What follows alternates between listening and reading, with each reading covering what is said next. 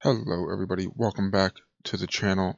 This is the Tuesday, August 19th episode of NXT in our TEW Save here on the channel. This is episode 37, I believe, here at the WWE Performance Center, and Shawn Michaels, technically us, the booker of NXT, is opening the show to explain something that's kind of happened in the save. So, I have canceled all of the TV deals for NXT. So no more the CW, no more whatever the European and Japanese deals we had. They're canceled.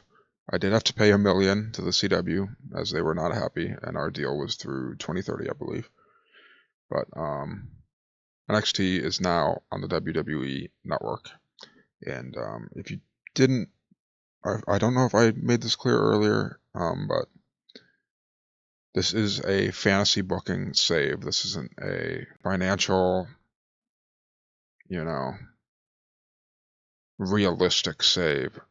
If I might sign MJF or John Moxley back to the WWE. I haven't, for the record. They're still with AEW in this save, but no, nothing's off the table. It's all fantasy booking, and I just want to have fun with this series, and that's why I've put Raw on the WWE Network, NXT, Evolve, and Main Event are all on the WWE Network, which is basically big to medium in almost every region. I think we're small. I made it small in India and maybe like Oceania. I don't know. But yeah, and this is because none of those deals would let me make NXT a 3-hour show. As I want to get a lot of the guys on these shows. I want to build people up, and NXT is now a 3-hour show, just like Raw has been, and just like Smackdown will return to. So yes, I did not cancel the deal with the USA Network with Smackdown. So the only show that isn't on the WWE Network right now is Smackdown, and that's because USA Network has exclusive rights, and they're paying us $500,000 a show. It's not the end of the world if we just keep that deal. So yeah, Raw, SmackDown, NXT, all going to be 3 hours, which will allow me to book the shows in a very similar manner, just with a different roster for each show. And that just will make it easier for me. But enough yapping out of me, and enough yapping out of Shawn Michaels. 63 to open the show. Kind of a cheesy way to do it, but this is just my way of explaining, NXT, SmackDown, going to be 3-hour shows now. Obviously not 3-hour episodes, but they're not going to be, 12-minute episodes. I don't know what they have been, but probably 25 minutes. Anyways, our first match of the night is going to be the Lexis King, Tony D'Angelo team up, facing off against, the traitors of the D'Angelo family, Luca Crucifino and Channing Stacks Lorenzo. And the early half of this match sees Tony and Lexis struggle to work together. And while Luca and Stacks aren't on the same page, they still have the same agenda. Eventually, Lexis King gets some momentum and has Stacks, spent of most of his energy before tagging in Tony. And Tony D'Angelo takes advantage of the tired Channing Stacks Lorenzo and hits a Northern Lights suplex before hitting Stacks with an Uranagi. And Lexis King runs over to hold Luca off from breaking up the pin as Tony D'Angelo and Lexis King get the victory over the traitors of the family for 46, which I'm happy with. 40 for the wrestling, 33 for the crowd, 46 for the match, 48 for Tony D'Angelo and Lexis King, 36 for Stacks, 29 for Luca, and Rizzo does some good work at ringside, and the crowd is white hot, which always helps. But yeah, very, very happy with that match to open the show. And Jordan, Grace, and Blake Monroe are out in the ring. They need to agree on a stipulation for their match. And Jordan tells Blake that as soon as the going got tough, she ran away to grab a weapon like a coward. So Jordan wants a stipulation where there's nowhere to run, nothing to hide behind. And Blake says, she didn't use the kendo stick because she's scared of Jordan. She grabbed it because she realized that all she needs to do in a match is just outthink her. And Blake says, if Jordan wants her trapped, that's fine, but, Jordan Grace needs to be trapped with Blake Monroe, too. Jordan and the fans are thinking, obviously, she must be talking about a cage match. So Jordan's like, all right, name your stipulation, and I agree to whatever you say. Blake Monroe smiles at Jordan and says that she wants a dog collar match. And then she cheap shots Jordan Grace and rolls out of the ring to avoid any retaliation for a 59. And Blake Monroe does a great job improvising. And yeah, a dog collar match this weekend at NXT Heatwave. And that will be the episode 2 episodes from now. We'll have Smackdown and then NXT Heatwave. So should be a good show. And now a stipulation added to this match. After that, we have a Chase U segment where Andre Chase announces to the class that Clara Devine, let me know if you guys have any preference, will be joining the university as a new student. And she calls herself the Queen of the Silver Screen and is excited to bring some creative thinking to the university and to class. And for those of you that don't know, Clara Devine is Katie Arquette in this real world, and I've just given her this WWE style nickname. This is, I'm sure they would give her a WWE nickname in real life.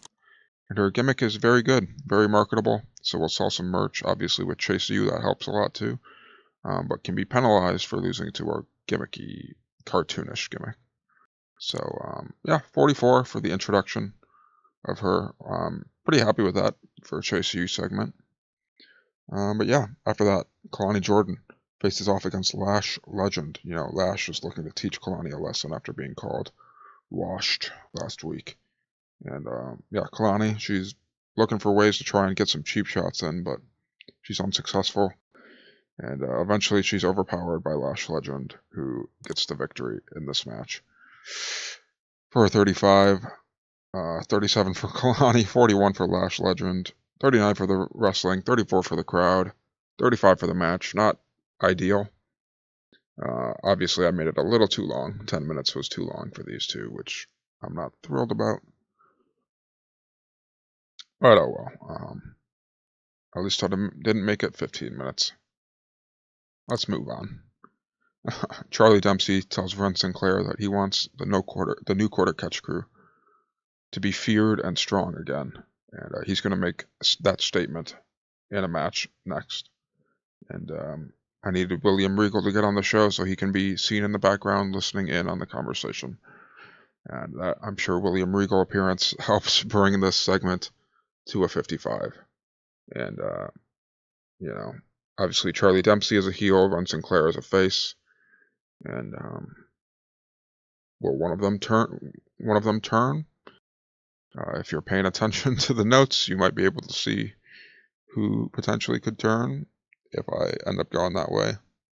But yeah, after that, Charlie Dempsey faces off against Yoshiki Inamura, and I told him to steal the show, and it should be a great technical match. So near the end of the match, Inamura is tired, and Dempsey he's stalking his prey. Attempts a running European uppercut. Inamura ducks and counters with an elbow smash. The crowd's going crazy. Inamura hits some chops off on Charlie Dempsey before hitting the suplex, and Charlie gets up, stumbles into the corner, where Inamura is able to hit a corner splash and go for the cover, but Dempsey kicks out at 2. And Inamura is not finished. He picks up Charlie Dempsey for a power bomb, but Dempsey's able to break free and lock in a knee bar. But they're not in the middle of the ring. Inamura is able to grab one of the bottom ropes and break that up. But Dempsey, he's not letting up, and he's keeping the pressure on. Immediately locks in a crowd at crossface, and Inamura won't give up easily. He's able to stand up with Charlie Dempsey on his back, You know, I'm imagining what's his name, Michael Chandler in the UFC when he faced Charles Oliveira. Just like this, Inamura falls backwards to break up the submission attempt, and Inamura tries getting Dempsey up again, but he's too tired, and Charlie Dempsey is able to get off and go for a quick roll up for 1, 2. No, Inamura kicks out right before 3. But Charlie Dempsey just will not stop. He keeps the pressure going. Keeps the pressure on Inamura. He goes for a brutal crossface choke hybrid in the middle of the ring. Inamura, he tries clawing back towards the ropes again, but he's too far this time, and he's forced to tap out to Charlie Dempsey for a 46. And yeah, Charlie Dempsey and about that, a decent reaction from the crowd, but subpar wrestling. In 13 minutes by submission. I told him to go out and steal the show. 44 for Dempsey, 34 for Inamura, 39 for the wrestling, 31 for the crowd, 46 for the match. So it looks like they definitely did the job they needed to.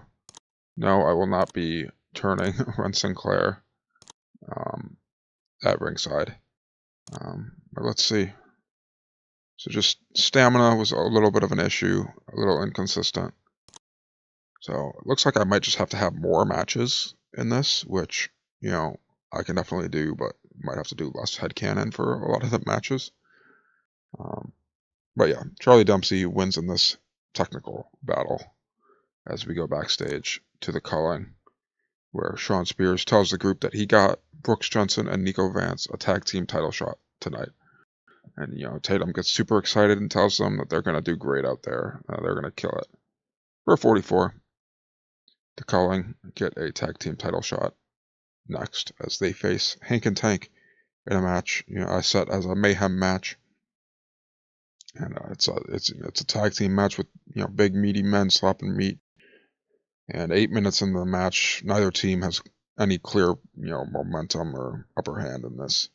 Suddenly, 2 men rush the ring, start attacking Tank Ledger, causing the ref to call for the bell as Hank and Tank win by disqualification. Or 32, which isn't great. And you can see who the attacker is. Ooh, Brooks Jensen and Nico Vance don't work well as a team. Their timing is all over the place. 22 for Nico, 37 for Brooks, 39 for Tank, 37 for Hank. And Gable Steveson is the one that rushed the ring and attacked. His Olympic athlete gimmick gets a rating of very good. Large boost to psychology during matches, but can be penalized for losing to comedy, gimmicky, underdog. No comedy for this guy. So, 32 for this match isn't ideal.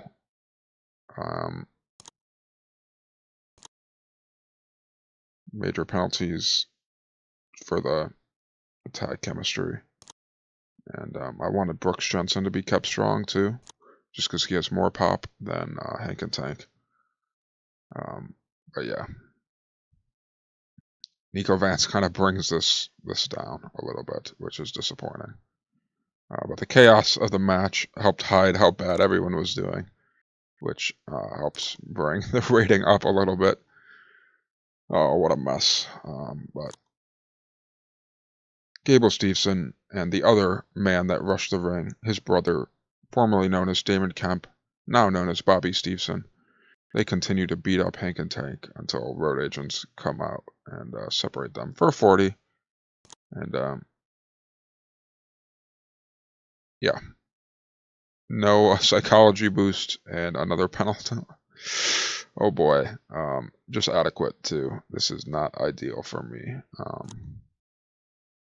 Yeah, no NQCC return for Damon Kemp. Bobby Steveson is with his brother now, beating up Hank and Tank for 40.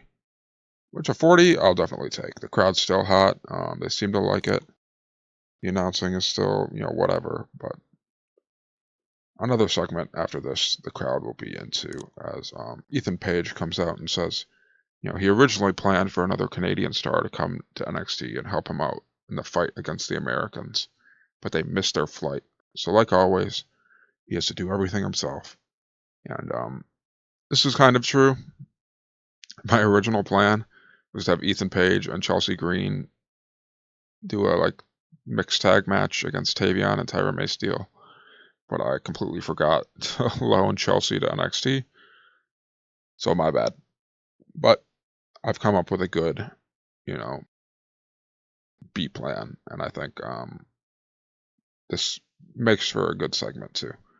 Tavion and Tyra May Steele interrupt him, and Tyra says that she has an idea that she thinks both Tavion and Ethan will like and agree with. She thinks, the North American Championship can get a Canadian version and a USA version, and the ref can hang both versions above the ring this weekend at Heatwave, and whoever climbs the ladder and grabs their country's version of the North American Championship gets to keep that version for the rest of their reign. Ethan Page, he's surprised. Tyra May Steele, she's beaten the dumb American allegations, and he thinks that this is a pretty good idea. So Ava comes out and makes the stipulation official. And if you're confused on what any of this means, just, this is the Canadian version of the North American Championship that Ethan Page revealed in real life. And there will be an American version that we can imagine looks kind of like the United States title, but it isn't. Anyways, a ladder match is the stipulation for this weekend between Tavion Heights and Ethan Page for a 50, which is great. And Ethan Page struggled going off script, but clearly enjoyed going off script and performed well. Nobody else did great off script. What a mess. Anyways, next up, a storytelling match of the night is Fatal Influence's Jacy Jayne teaming up with Out the Mud's Jada Parker in a non-title tag match against Zaruka. And obviously, Zarya and Soruka have the tag team chemistry, so they get the upper hand early in this match, but they face an uphill battle as not only the men of Out the Mud, but also the other two Fatal Influence girls are at ringside tonight. And Lucian Price distracts Soruka.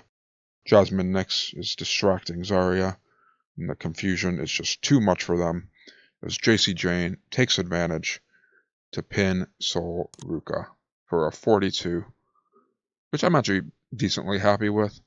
I did keep both Soruka and Zarya strong, so that hurts the match rating a little bit, but 42 for the wrestling, 36 for the crowd.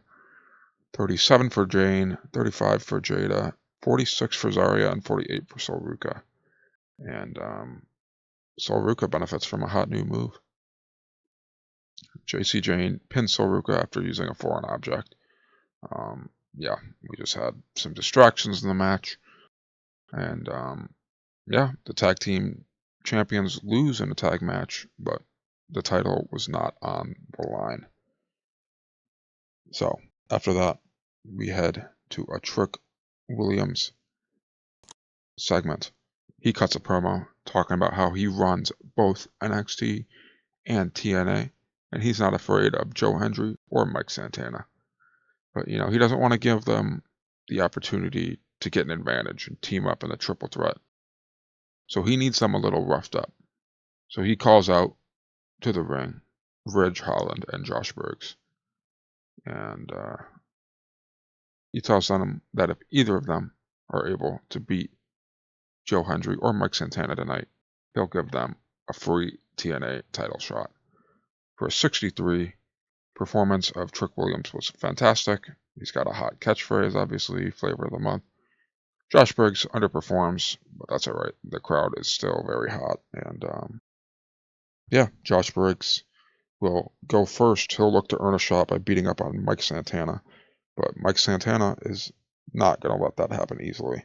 And towards the end, Santana dodges a big boot from Josh Briggs, ducks a lariat, and fires off some rapid forearms before hitting a rolling cutter, followed by his spin the block finisher.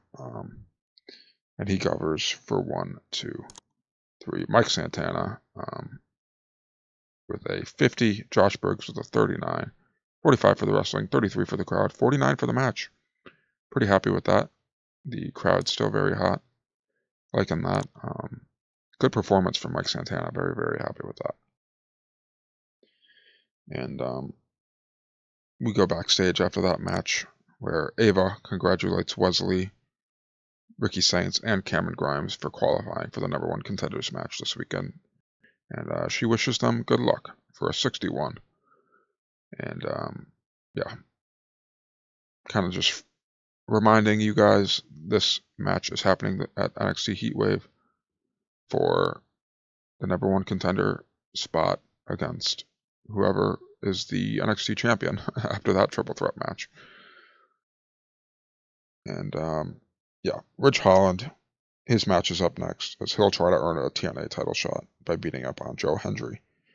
And near the end of this match, Joe Hendry dodges a charging corner splash and lands a fallaway slam and snaps off a quick standing ovation and hooks the leg for 1, 2, 3.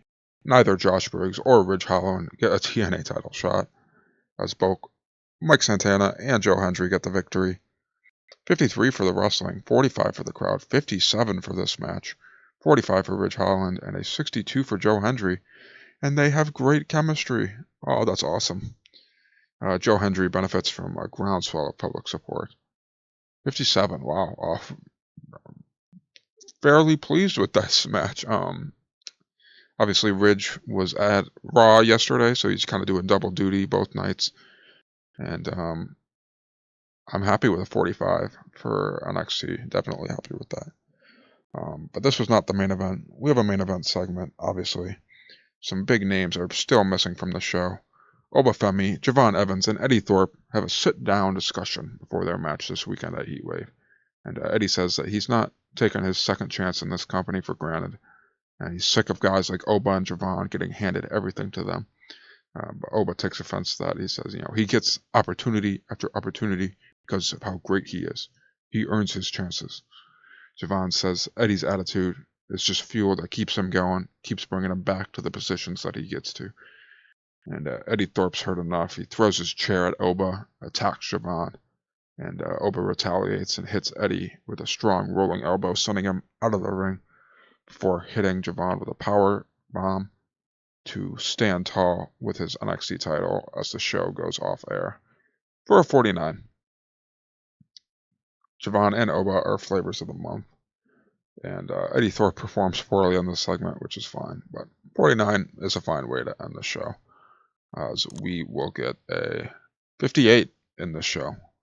Increases our popularity in 56 regions. I'm sure the WWE Network played a big factor in that. But, yeah. I hope you guys enjoyed the show. That's what matters the most. If you guys are enjoying the storylines, leave a like, subscribe to the channel to see more TEW content. And, yeah, leave some feedback in the comments. Let me know any feuds you want to see. If you want to see anybody drafted to a new brand, But yeah, I'll see you guys in the next episode for Smackdown. Goodbye.